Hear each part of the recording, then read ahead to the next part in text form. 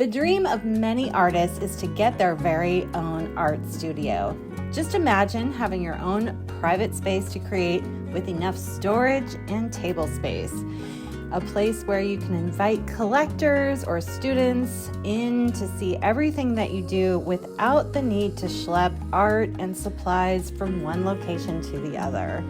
Studios are a haven from distractions to create and improve as an artist, but they're also an expense that can cut into your bottom line. So in this video, I'm going to talk about how to tell if you should rent an art studio. And there are 7 questions that you should ask yourself. Plus, there's a big bonus at the end that you won't want to miss. Hello, love. Welcome. My name is Jennifer Laurel Keller. I'm an acrylic and mixed media artist and instructor, and this is the Wild at Art Show. Studios. Every artist's dream. They provide the chance to bring your art practice out of your dining room and have a dedicated professional sanctuary. As I talk about this, I'm going to work on a mixed media abstract painting on a canvas panel. It's called Hello Summer, and it's up in my online shop while it lasts, and I'll link it below. Back in art school, there was a lot of talk about how to make art, but not much discussion on the business of art. I remember one day in photography class, my professor asked the class what we wanted to do with our art degree. This completely stumped most of the class. Everyone was thinking, well, of course, if we're art students, we want to make art, duh. But one brave soul raised their hand and told the professor, I want to get my own studio. And the professor smiled and said, well, that's nice, but what do you want to do with the studio in order to make a living? And the student again went back to saying, make art.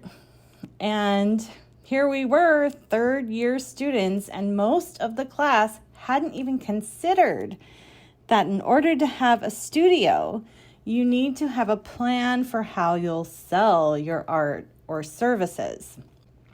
Looking back, this was an unfortunate failure of the art department at my university, but it wasn't just my university, it's most universities. There's very little schooling on how to make a living as an artist. The professors have their wages, and they might not even understand how to make a living as an artist themselves because they get paychecks. So if you can relate to this dilemma and you want to learn about how to tell if you should rent an art studio, hit the like button and let's get into the list right here. All right, the first question you should ask yourself is, do you have a work-life balance? Do you have trouble creating boundaries with your art and your personal life? Do you get distracted easily working from home? One of the things that I like the most about my studio is that I can leave work at work and then come home and be more present. So if your art and business is bleeding over into the space and time that you should be sharing with loved ones, it might be time for a studio. Okay, number 2, is your art ready? If you'd like to get a studio that will pay for itself based on the sales of art or services, you have to determine whether your art is ready for that kind of pressure. If you're still a beginner, it might not be a good fit just yet. Instead of focusing on getting a studio, I would recommend making as much art as possible in whatever form you can in the space that you already have. Dedicate yourself to improving and throw yourself into some sort of regular practice. You could make art every week or every day, but consistency is what matters in order to make your art better. You don't need to make huge artwork at this point. Practice in a journal or work smaller to save space. Practice makes progress. Then once you get to an intermediate stage or more advanced stage, you might notice that people will show more of an interest in your art. You'll get more compliments and maybe even a few sales. And this is a clue that your art is getting better and you might need more space to work on your art or store your work. Number 3, is your business ready? This is, of course, a big topic, and I won't get into all of it here, but you must have a tested plan for your income. I say tested because you need to see if your plan for making money works on some level. Are you already making money? Good. This is a clue that you might be ready. But if you think that you get a studio and that will be the magic door to making money, I have some bad news. There will be a lot more to do than simply having a space, like creating a structure for making money. Theoretically, if you have a studio, you should be more productive. So you can estimate that you'll have more sales. However, you will have more expenses. So in the beginning, you might not see any rise in profits. Do you have a system in place for marketing, selling, and fulfilling orders to make money?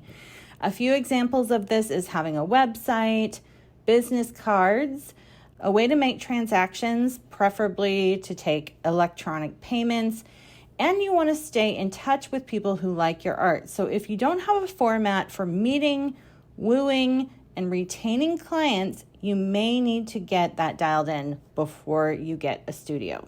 Okay, I have 4 more tips plus the bonus. If you're enjoying this conversation, I want to let you know that in the next episode of the Wild at Art Show, I'm going to discuss how to find a dream art studio. So it's a little bit of a different conversation from this one. This one is about how to tell if you're ready, and that leads into the next episode, how to find your dream studio. So if you want to make sure to catch that episode, double check that you're subscribed to my channel and hit the notification bell. Okay, number 4, understand your overhead.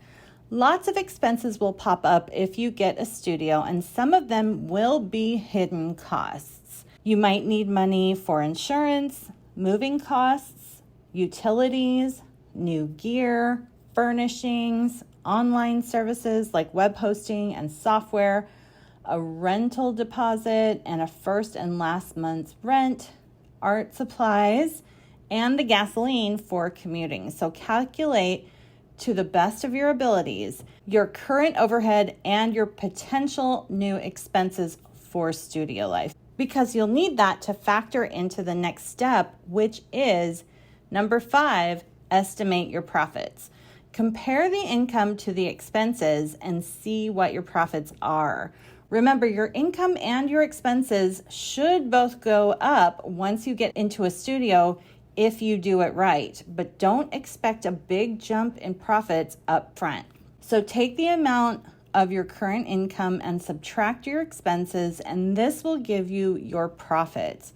Weigh the numbers and set realistic expectations. I have 2 more questions for you to ask yourself to see if you're ready to rent an art studio, plus the bonus. And I have a question for you. I'm curious, have you ever rented an art studio before? Let us know in the comments about your experience. I'd love to hear your advice for others down in the conversation. Number 6, do you want to be full-time or part-time? If your profits aren't quite enough to make a living off of, are you willing to get a second job? This will make your art practice so much more sustainable. There's no shame in providing for yourself. I've been caught getting in over my head in the past, and nothing shuts down your dreams faster than not having enough money. So be sure and get realistic about your needs and your budget. If you do have enough money to get a studio, that's great. Go for it. If not, consider some alternative streams of income to help you through the transition. And if you're not willing or you're unable to get a second job, that's okay too. But then that leads me to the next question, which is number 7, should you declutter a space at home that you're already in? If the money isn't there, you might be able to carve out more space at home. So go through your space, pare down your inventory and clutter, and you might be able to make working from home work for you.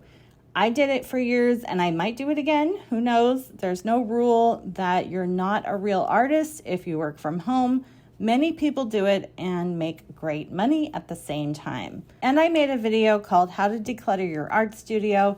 It's from before I moved into my current studio, and I'll leave a link to that video in the end screen of this video. So stick around and check that out if you're interested in decluttering. And even if you decide to move, you'll probably want to declutter anyway, so be sure and check that out. And if you want help so that you can fast track your way to becoming a better artist, I have over 30 acrylic and mixed media online classes on Skillshare. They're watch on demand, so you can go at your own pace. And today I have a class review from Carmen Johnson, who took my latest class, Take Flight with Mixed Media Abstract Painting. Carmen says, such an excellent class and well explained. She also said the class exceeded her expectations and she recommends it for all levels. Thank you, Carmen. It's good to hear that I explained things well because I'm not with you in real life. So this lets me know that I'm getting through to my students, and I'm glad you found it valuable. So if you want to check those out, I'll leave a link below. And now for the bonus, which is to remember that the world is your art studio. Remember, you don't have to work on your art inside. You can make art in the great outdoors. It involves a more mobile setup, but it's doable and very enjoyable. I love plein air painting, and I'll take my easel out to beautiful locations and paint on site. And even if you're not a landscape painter, you can work on so many types of artwork anywhere you want. You can take a canvas out to the park or a nature area. And I bet that being in nature will give your art an extra level of energy that you can't get when you're inside. Plus, you'll probably have more fun. If this interests you, I do have a video about how to make money while you travel as an artist, and I'll leave my studio decluttering video here for you as well. So if you want more binge-worthy inspiration, be sure and check those out. Happy creating and much love.